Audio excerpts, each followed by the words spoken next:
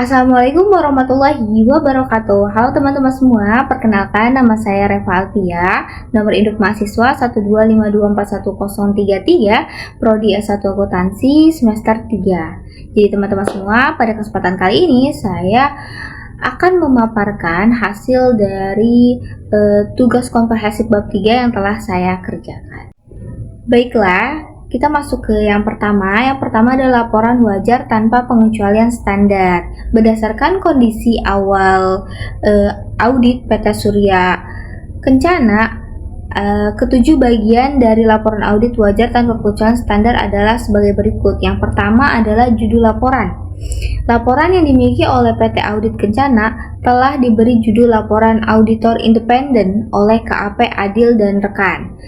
Kata independen dimasukkan untuk memberitahu para pemakai laporan bahwa audit tersebut dalam segala aspeknya dilaksanakan secara tidak memihak atau tidak bias. Yang kedua adalah alamat laporan audit.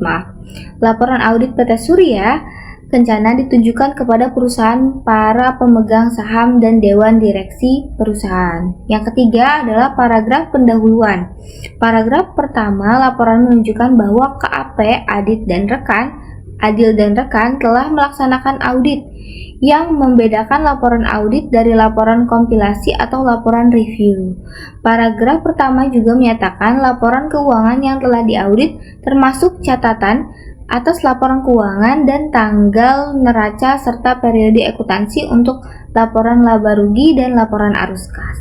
Yang keempat, tanggung jawab manajemen dan auditor.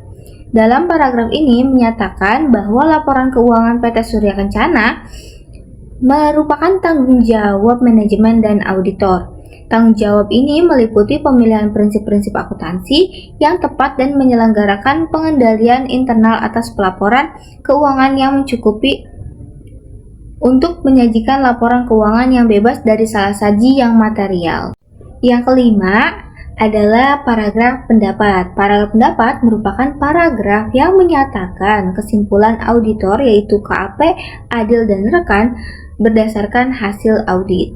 Yang keenam adalah nama dan alamat KAP. Kantor KAP Adil dan rekan ditulis sebagai praktisi yang melaksanakan audit pada laporan keuangan PT Surya Kencana. Nama kantor akuntansi publik yang mengaudit ditulis karena seluruh bagian dari kantor akuntan publik yaitu KAP Adil dan rekan pada kasus ini mempunyai tanggung jawab hukum dan profesional untuk memastikan bahwa kualitas audit memenuhi standar profesional. Yang ketujuh adalah tanggal laporan audit. Tanggal laporan audit yang telah dicantumkan oleh KAP Adil dan rekan pada laporan audit yaitu 31 Desember 2004 untuk menunjukkan ke para pemakai laporan keuangan hari terakhir dari tanggung jawab auditor yaitu KAP Adil dan rekan untuk mereview peristiwa penting yang terjadi setelah tanggal laporan keuangan. Yang kedua, pertanyaan kedua yaitu pelaporan pengendalian internal.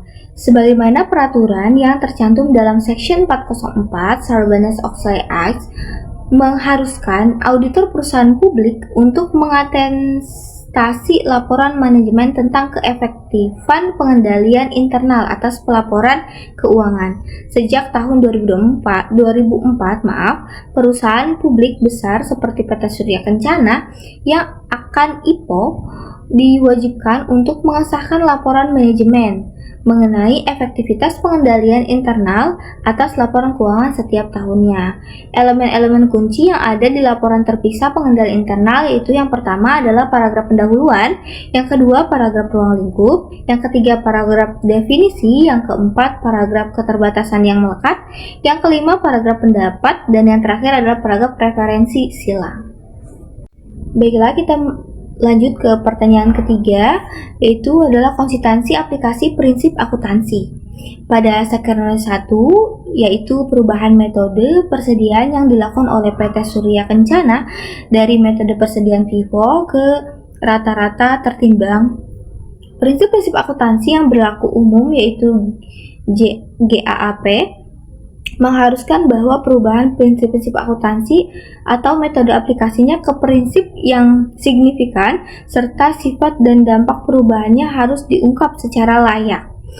Sehingga jika terjadi perubahan yang material, auditor harus memodifikasi laporannya dengan menambahkan paragraf penjelasan serta paragraf pendapat yang membahas sifat perubahan itu. Perubahan ini berkaitan dengan konsistensi dan komparabilitas.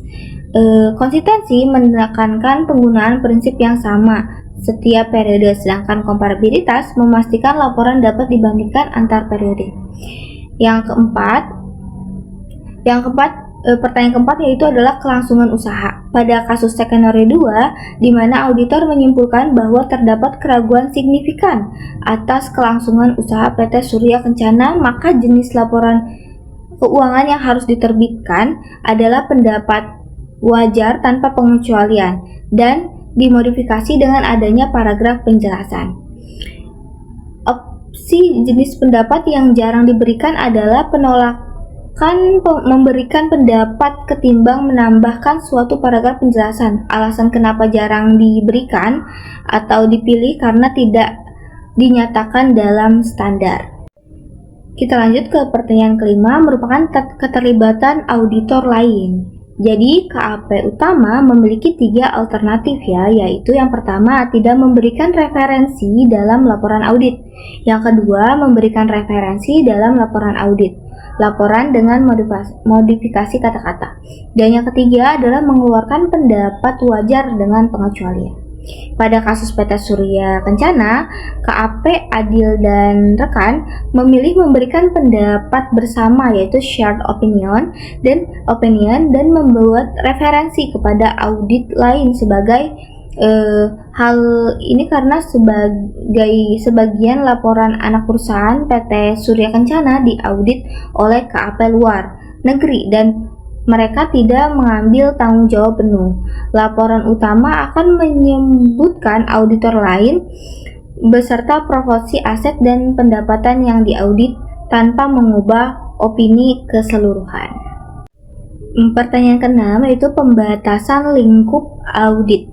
Pada skenario 4 terjadi penolakan manajemen untuk mengkonfirmasi piutang dagang yang material, yang mana hal tersebut merupakan pembatasan lingkup audit. Karena piutang yang tidak bisa dikonfirmasi mencapai 15% aset dan 30% laba sebelum pajak, maka auditor akan mengeluarkan laporan pendapat wajar dengan pengecualian yaitu qualified opinion. Laporan yang akan diterbitkan yaitu wajar dengan pengecualian dapat berbentuk kualifikasi atau pengecualian atas ruang lingkup dan pendapat audit maupun pengecualian atas pendapat saja. Pengecualian ruang lingkup dan pendapat audit ini diterbitkan karena auditor tidak mampu mengumpulkan semua bukti audit yang disyaratkan oleh standar auditing, sehingga auditor harus memberikan disclaimer pendapat tidak memadai. Yang ketujuh, pertanyaan ketujuh merupakan penyimpangan dari GAAP.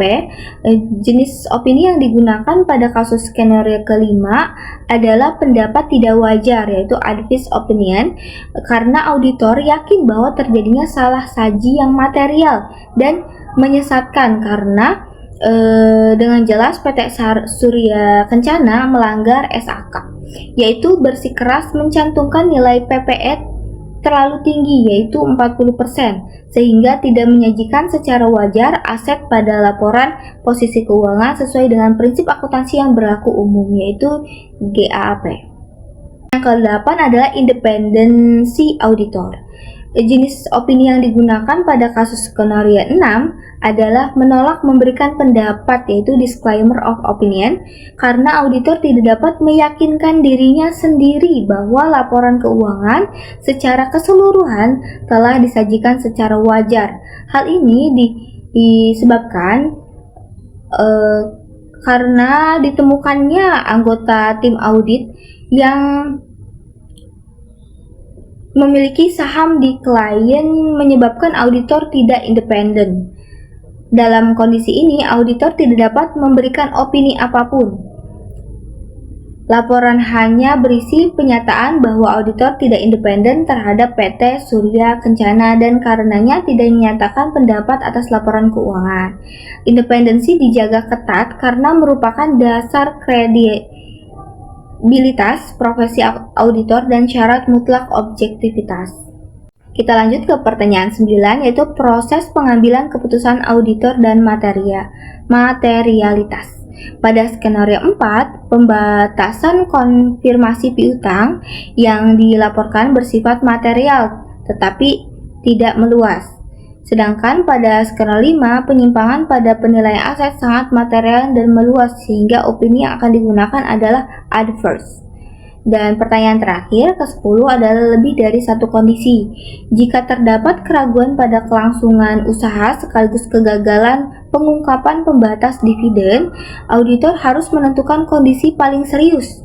Apabila pengungkapan going concern memadai, auditor tetap harus menambahkan paragraf penekanan.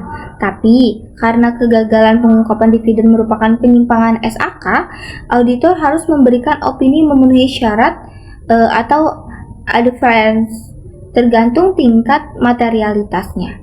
Dan jika kedua masalah tersebut sangat signifikan dan mempengaruhi kewajaran laporan secara menyeluruh, auditor akan memilih opini advance dan menjelaskan kedua kondisi dalam paragraf pendapat. Baiklah teman-teman semua, sekian paparan tugas studi kasus komprehensif bab 3 yang telah saya kerjakan. Mohon maaf atas kelebihan atau kekurangan dari penyampaian saya. Wabillahi taufiq wal hidayah. Wassalamualaikum warahmatullahi wabarakatuh.